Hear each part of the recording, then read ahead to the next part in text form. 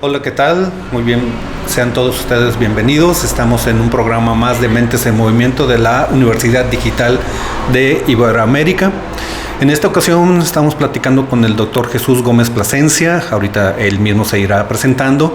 Y yo soy Gerardo Martínez, soy el coordinador de la especialidad en educación neurocientífica y es un gusto estar aquí con ustedes. Y más para mí estar platicando con el doctor, que es una persona con un muy alto grado de reconocimiento y de prestigio en el área, y pues no quisiera ser yo quien lo presente, porque pues él puede decir mucho mejor de él lo que destaque, ¿no? Doctor, un gusto tenerlo aquí. Igualmente, pues muchas gracias a ti, Gerardo, muchas gracias a la Universidad Iberoamericana por la invitación a participar, a hablar de un tema que es muy interesante y desde hace tiempo el doctor Gerardo y yo hemos venido trabajando allí en la universidad, en la UDG. Yo soy neurólogo pediatra, soy un behavioral neurologist, como se llamaría, neurólogo de la conducta.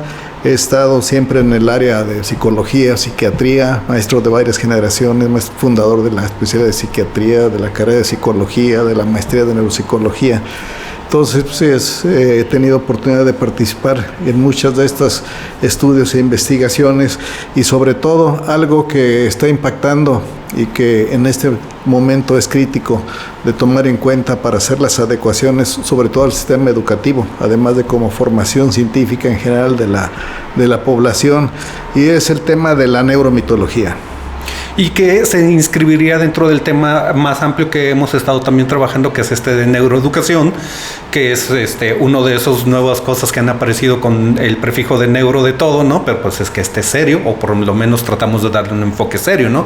Y parte de pasar por hacer un trabajo serio en el área es precisamente quitar esos mitos que hay, muchas ideas preconcebidas, muchas ideas incorrectas que tenemos sobre el funcionamiento del cerebro y sus implicaciones educativas, y que pues cuando uno lleva tiempo estudiándolas, y más o menos las aprende y todo eso, y entiende de dónde vienen y cuál es el problema con ellas, empiezan a aparecer más y más y más, y uno nunca termina de estarlas estudiando, ¿no? No sé, doctor.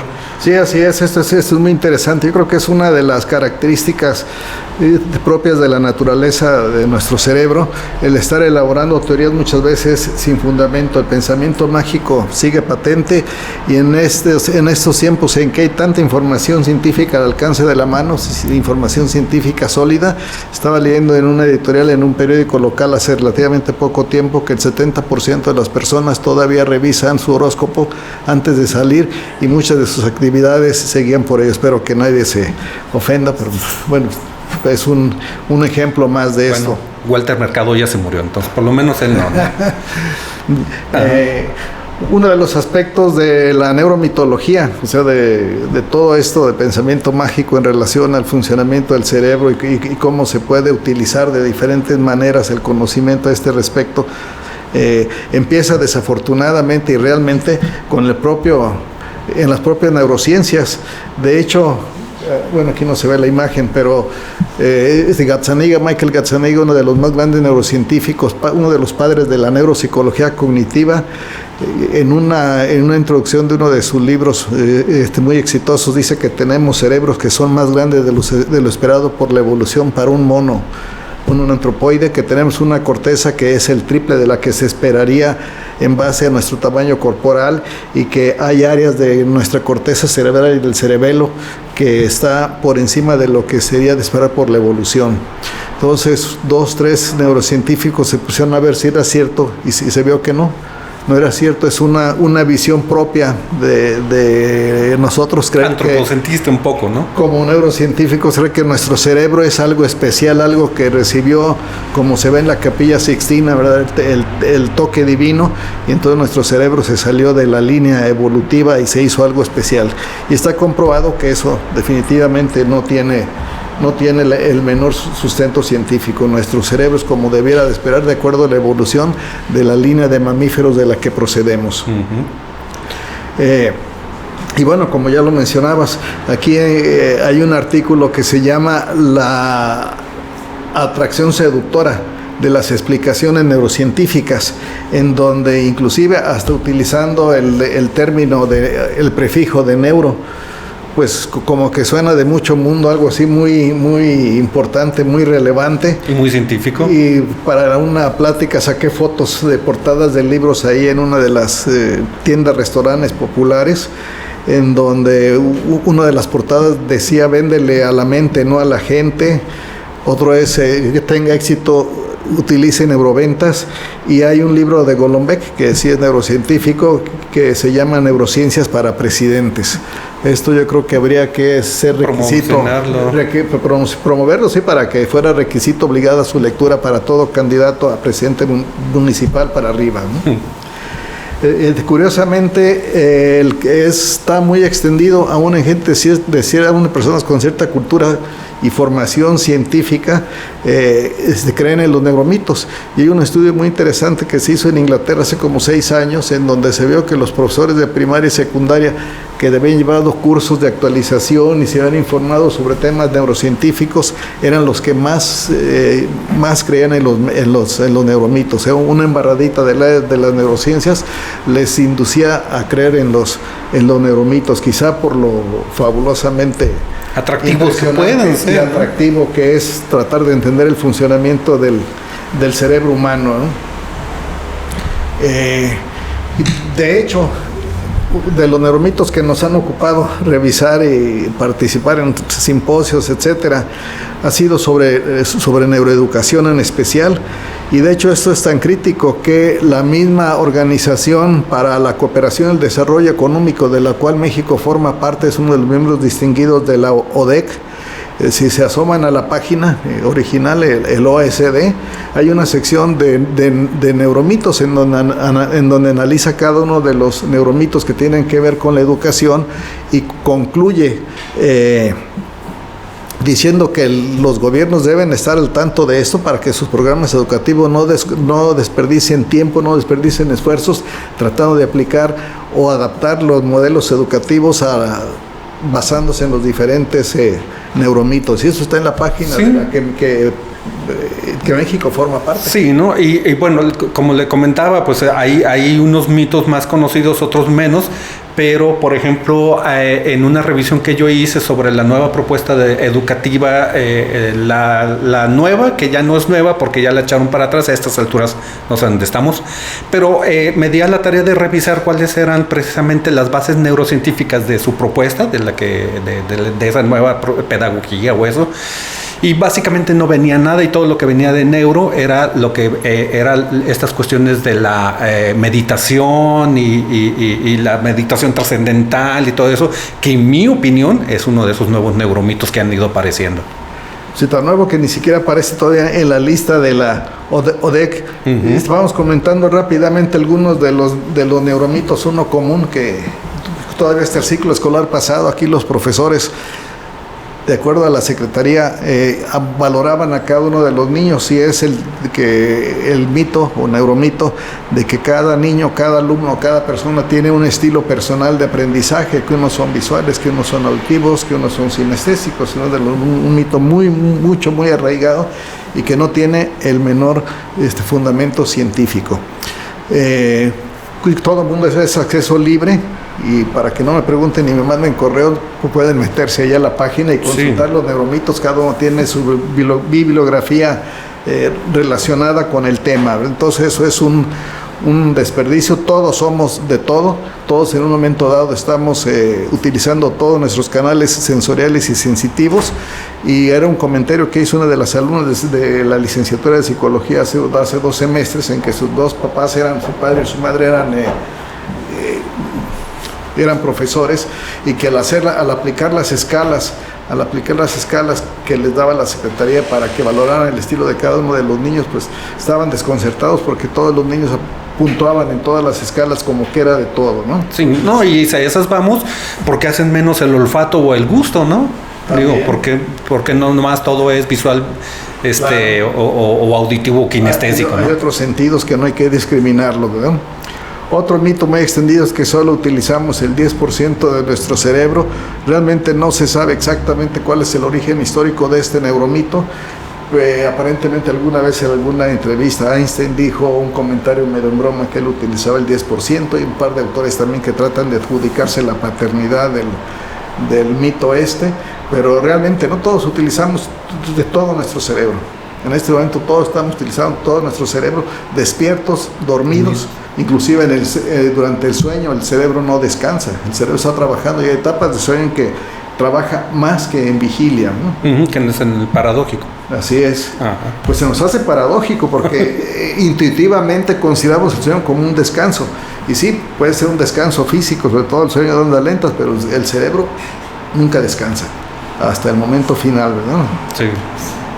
Otro neuromito muy extendido, que inclusive hay hasta gimnasios y escuelas que patrocinan o que ofrecen programas de coordinación motora, y que también vemos en memes de que impide el Alzheimer, camine para atrás y haga las cosas con la mano izquierda, rasúrese con la mano izquierda, un montón de cosas. Eso no tiene absolutamente nada que ver con el Alzheimer.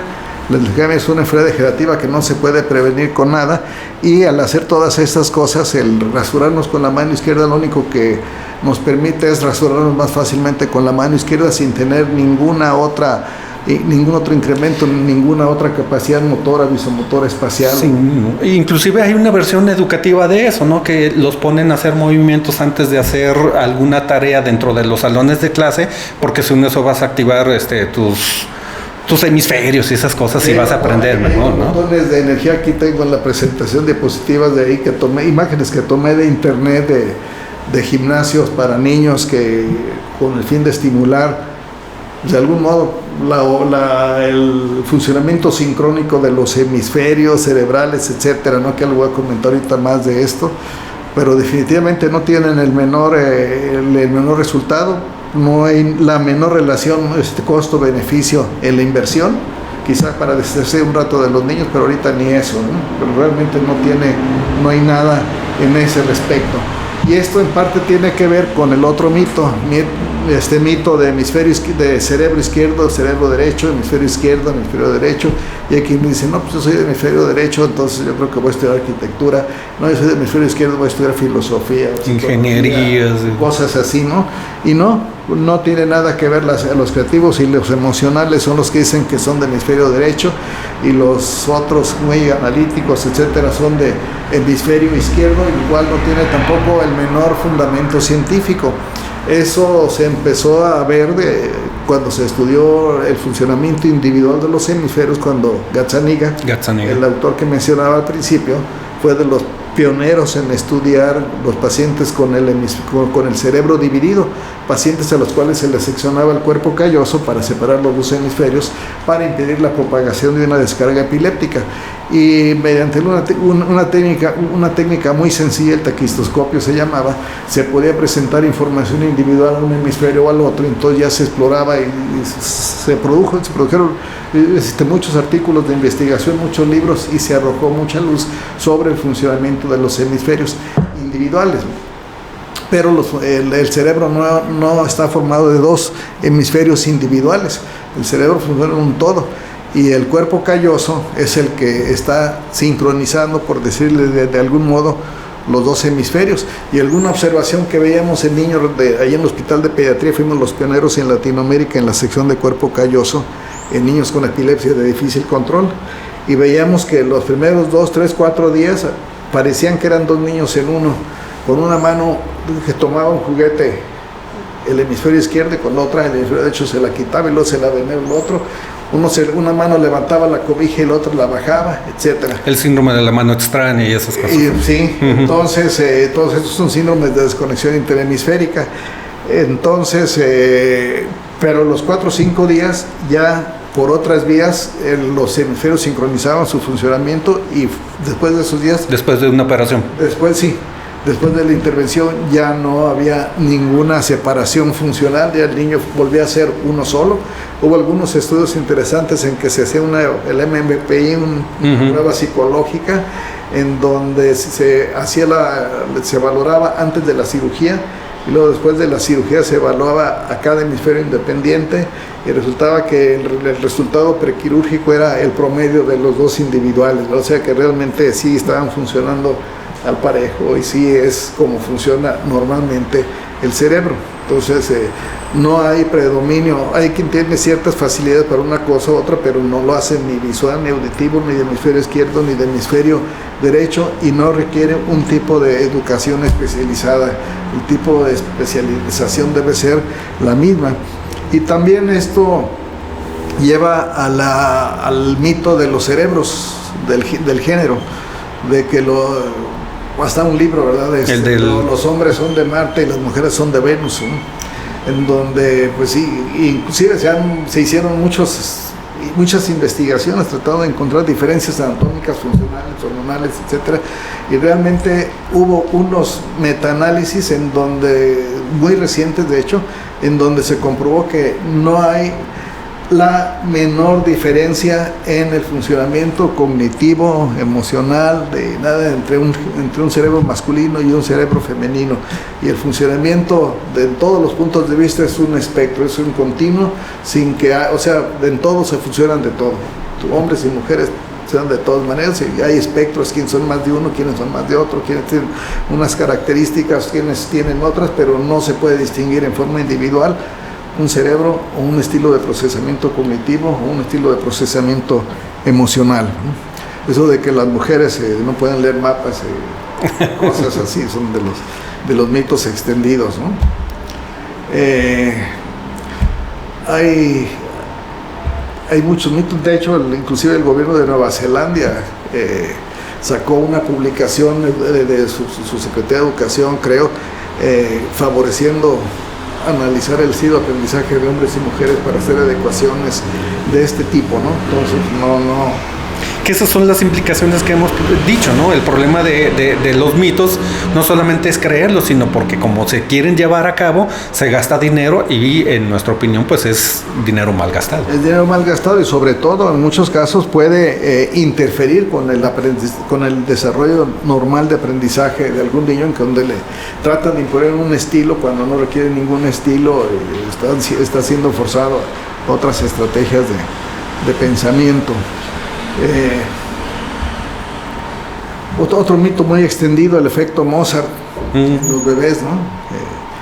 Y que no, si le decía, escucha Mozart, va a ser un genio. Si escuchas Mozart, cuando estás estudiando vas a aprender mejor. Y si estudias Mozart dormido, te va a aumentar. O sea, hay muchas variedades del efecto Mozart. Y eso, pues, definitivamente no tiene el menor fundamento. Me acuerdo que una señora hasta había comprado un par de bocinas de estéreo y ponía anuncios en aquellos tiempos que había reproductores de CD individuales, portátiles. Se ponían las dos bocinas, así es, cuando estaba embarazada. Cuando estaba embarazada, para que directamente el bebé escuchara la música de Mozart, ¿no? Cuando los receptores auditivos empiezan a funcionar y cerca del 8º mes empiezan a conectarse, y el 9º mes están minimizándose las vías auditivas, o sea, el 7º y 8º mes de gestación ni siquiera funcionan los oídos, y poco después empiezan a conectarse, pero la conexión es muy lenta y definitivamente no tienen y para procesar y entender y sentir la música se requiere una corteza ya razonablemente madura. Así que invertir en discos de Mozart, y Mozart no sé por qué, pero como que tiene mucho caché y mucho marketing, sí, porque todo el mundo lo menciona, a lo mejor porque era muy simpático desde niño, tiene una historia, todo el mundo ha leído la biografía de Mozart, es muy entretenida y triste, ¿no? Pero nadie pone a Wagner y nadie pone a Sostakovich, ¿no? Imagínese, difícil, pero bueno, sí es agradable, sí es muy interesante, sí hay algunos aspectos muy interesantes. Algún día platicaremos del cerebro y la música. Hay aspectos muy interesantes, sí, en ese, pero no como para decir que escuchar música favorezca el aprendizaje y mucho menos aumente la inteligencia. Y sobre todo en relación a lo que se conocen como periodos críticos, que uno de esos mitos que existe es ese de los periodos críticos, y que dice que si le pones la música de Mozart antes de los 3 años de edad, pues eso también va a favorecer, ¿no? Otro mitos también de los periodos críticos. En un aspecto sí hay lo que se llaman los periodos críticos. Eso yo lo hace cuando cultivábamos tejidos, en bioquímica hace muchos años me tocó ser primero en cultivar tejidos. Cultivábamos embriones de pollo, cultivábamos fibroblastos de embrión de pollo, y linfocitos humanos. Y compraban los huevos embrionados, ahí por Montenegro, etcétera, los huevos embrionados, y comprábamos de más porque algunos venían infectados, otros echaban a perder, etcétera. Entonces, a los 14 los metíamos en la incubadora, a los 14 días abríamos el embrión, separábamos, picábamos, etcétera, cultivábamos los fibroblastos y el resto. Y ya los que quedaban, pues los dejábamos ahí que siguieran su incubación normal. Y como tuvimos la fecha precisa y casi la hora en que iban a eclosionar, pues yo me ponía ahí cerca de ellos, y entonces caminaba y me movía, y como todos los pollos en este aspecto, como lo describió el etólogo, ahí se me fue el nombre. Conrad Lorenz. Conrad Lorenz, ¿no? Pues me ponía cerca de ellos y inmediatamente era un periodo crítico en donde el primer objeto o individuo o organismo móvil cerca de ellos se establece la impronta. Y es su mamá, y la sigue. Entonces yo andaba por todo el laboratorio y los montón de pollos siguiéndome como si fuera su mamá. Y hasta me daba tristeza después cuando hacían mole de ellos para los seminarios de los sábados, ¿no? Eso me pasó con unos conejos en mi casa, pero igual no los comimos, ¿no? Sí. Pero entonces un periodo crítico vendría a ser como un momento en el cual hasta antes de ese momento se puede aprender algo, pero después de ese ya no, ¿no? Más o menos. Sí, hay periodos críticos, y eso es muy importante. De hecho, en la práctica clínica mía, como neurólogo pediatra, por ejemplo, para el lenguaje, el desarrollo del lenguaje va desapareciendo con la edad. Sí. Niños de los 2, 3, 4 años en Singapur, los niños de cuarto, quinto de primaria hablan 4 idiomas. Y no son facilitos, hablan chino, hablan hindú, hablan inglés y hablan de ahí de las islas. Y a nadie le llama la atención. Y un niño con retraso de lenguaje, entre más se retarde su terapia, su intervención, más incompleta y más prolongada va a requerir la terapia, hasta que llega un momento que es cerca de los 11 años, cuando la recuperación del lenguaje ya es la misma del adulto, un 10-15% cuando mucho. Sí, que esto vendría a ser algo así como la historia de Tarzán es falsa, porque básicamente si es un ser humano sin interacción con otros humanos, no va a aprender nunca a hablar. Exactamente. Anoche precisamente estaba comentando, estaban viendo ahí una de las nietas, un programa de Tarzán, una caricatura nueva ahí, creo que en Netflix, y definitivamente pues lo comentamos, ¿no? Porque definitivamente pues, no, Tarzán lo único que podría hacer es emitir algunos gruñidos y comportarse como un gorila. Vemos muchos, lo vemos aquí en el tráfico, muchos así, pero no tuvieron ese origen conductual, ¿no? Los niños ferales, que ya no hay, pero los niños lobos, etcétera, pues se ve que no, todos los niños que los han rescatado después de los 11 años, ninguno ha desarrollado lenguaje, ninguno ha desarrollado ni siquiera empatía humana. Entonces, esos son periodos críticos reales, pero en la mayoría se ha sobreenfatizado el papel de los periodos críticos, ¿no?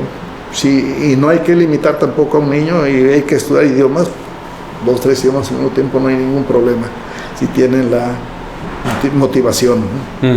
Otro también, la alimentación. Aquí estoy viendo un póster del segundo encuentro de neuroalimentación, inclusive patrocinado en los logotipos de varias universidades, de la UNAM y de Politécnico y cosas así.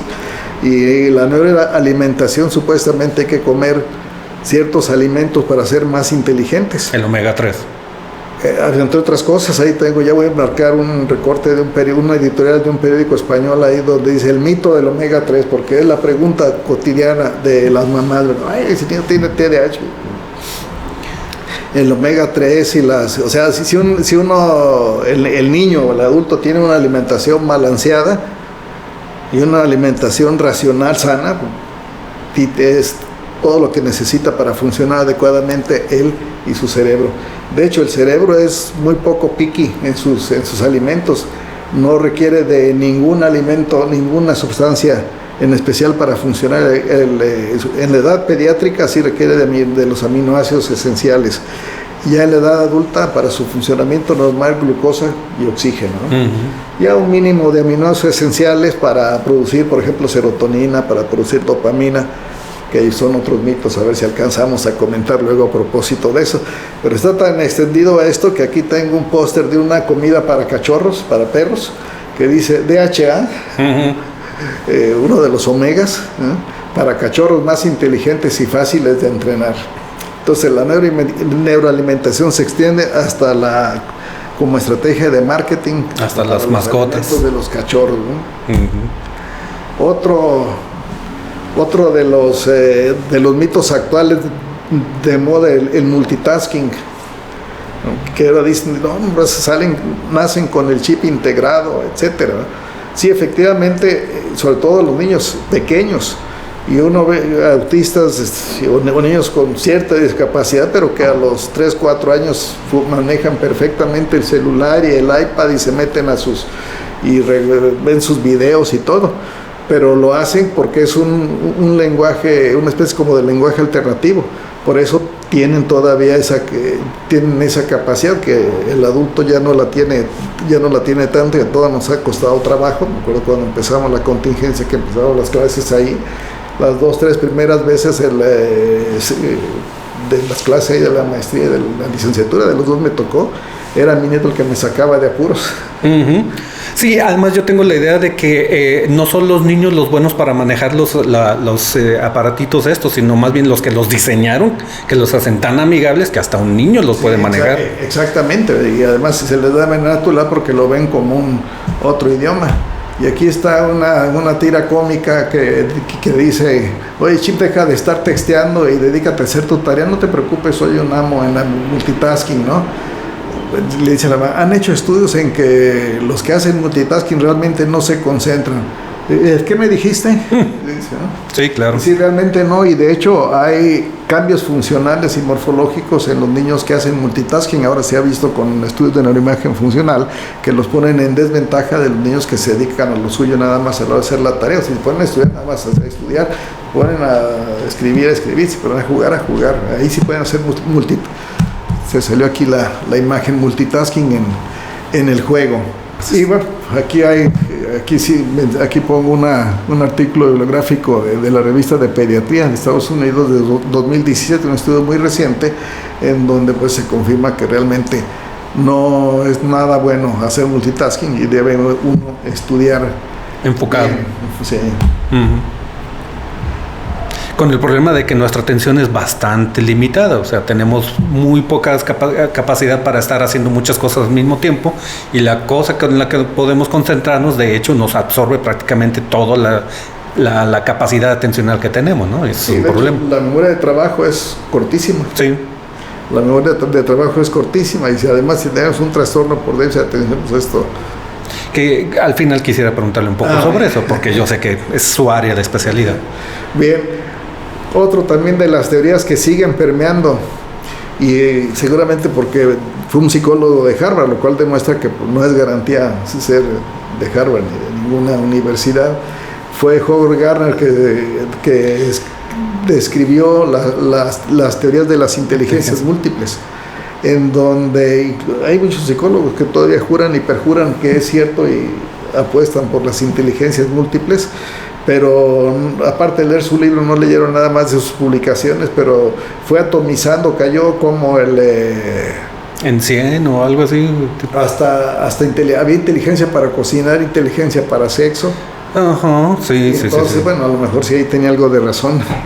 Pero en general, o sea, atomizó las inteligencias, ¿no? Que ese es un problema cuando con el tema de la inteligencia. Cuando uno empieza a dividirla en pedacitos la inteligencia, pues uno nunca va a terminar. Así. Y eso es lo que ha terminado pasando. O sea, han propuestas de 100, 200 tipos diferentes de inteligencia y pues ya, se hace una ensalada. Fue una de las dos cosas que desacreditó la frenología, que aunque en teoría la idea era muy buena al principio, pero realmente atomizó todas las funciones cerebrales y mentales y cayó en el descrédito. Hay varios libros muy interesantes. Si alguien quiere profundizarse más de esto, yo se los pongo de lectura obligada a los alumnos de maestría y optativa, a los de licenciatura. Uno es el título en español Tenían ombligo Adán y Eva. Lo escribió Martin Gardner, que fue el encargado de la columna de matemáticas de la revista Scientific American durante 30 años. Y es uno de los directores de la revista del Skeptical Inquirer, ¿no? También, sí, claro. Sí. Es algo muy importante de leer, y también el sitio de internet de Skeptic. Es obligado a estarse dando sus asomaditas. Y el otro libro es el de Carl Sagan, El mundo y sus demonios.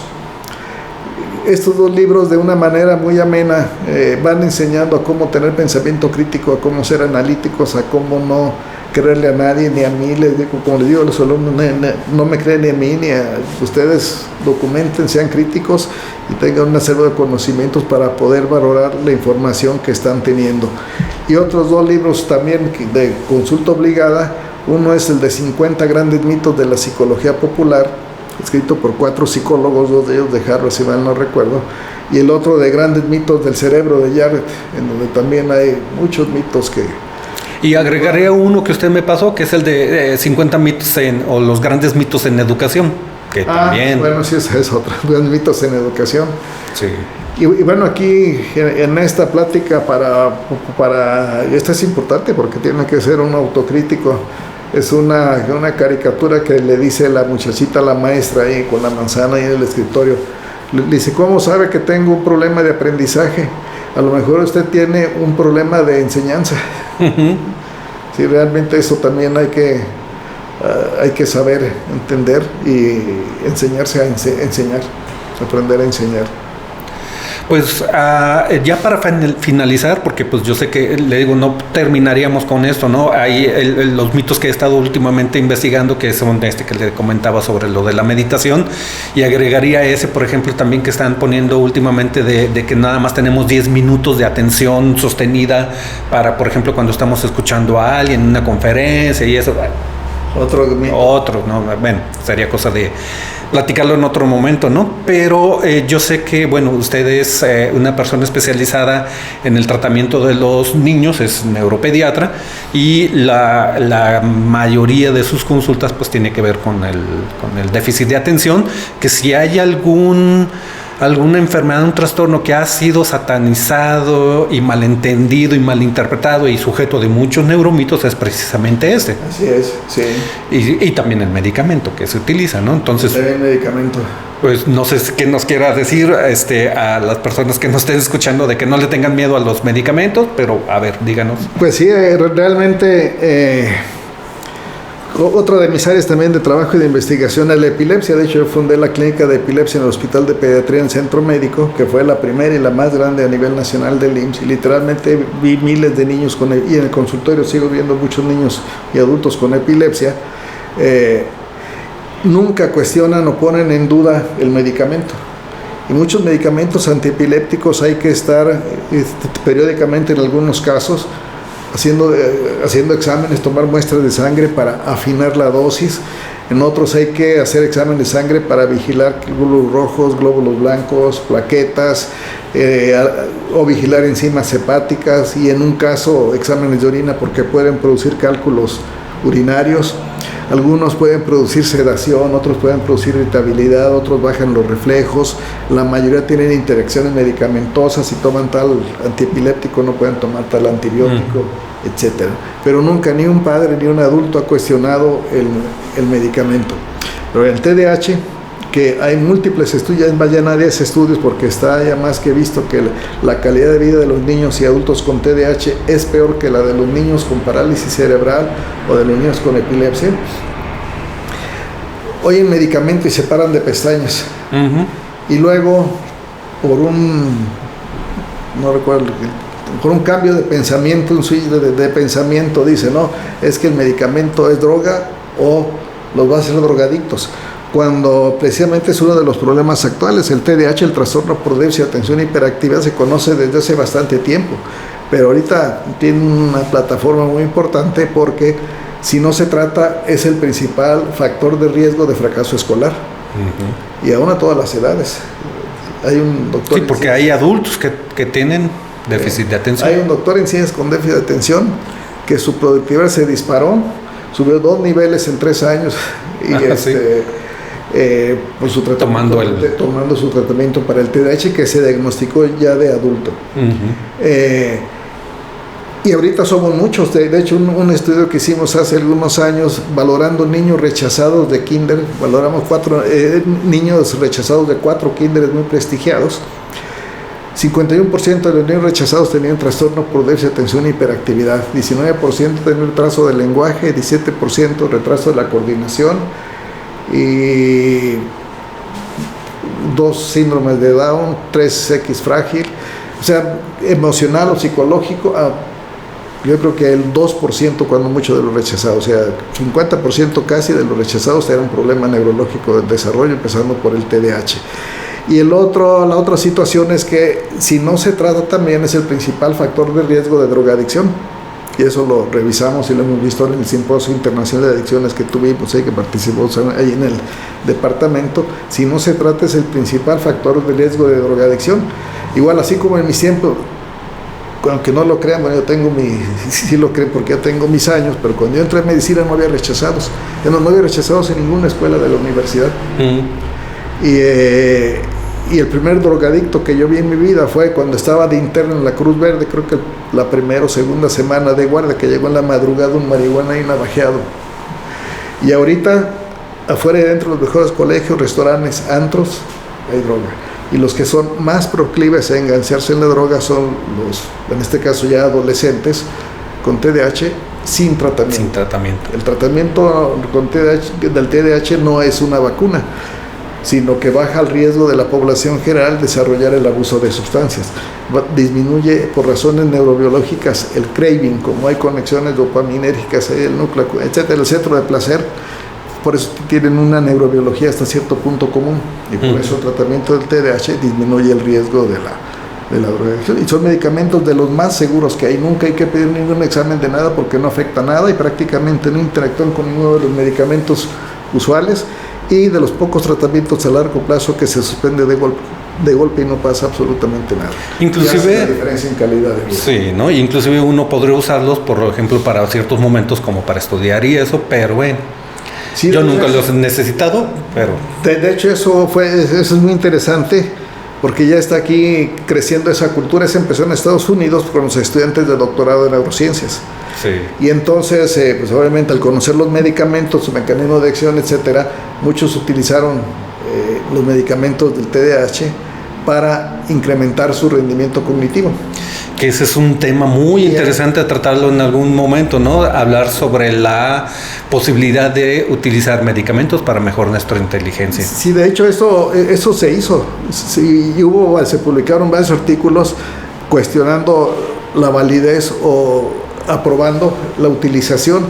Y hubo un simposio que organizó la Academia de Neurología, la Academia Americana de Neurología, hace como 4 años, un simposio muy amplio en que participaron éticos, bioéticos, neurólogos, psiquiatras, psicólogos, neuropediatras, farmacólogos, rabinos, un sacerdote católico, 2 pastores, un anglicano, un sacerdote anglicano y un pastor protestante, un agnóstico, y la conclusión fue que es válido, si tú puedes aumentar tu rendimiento cognitivo, hazlo.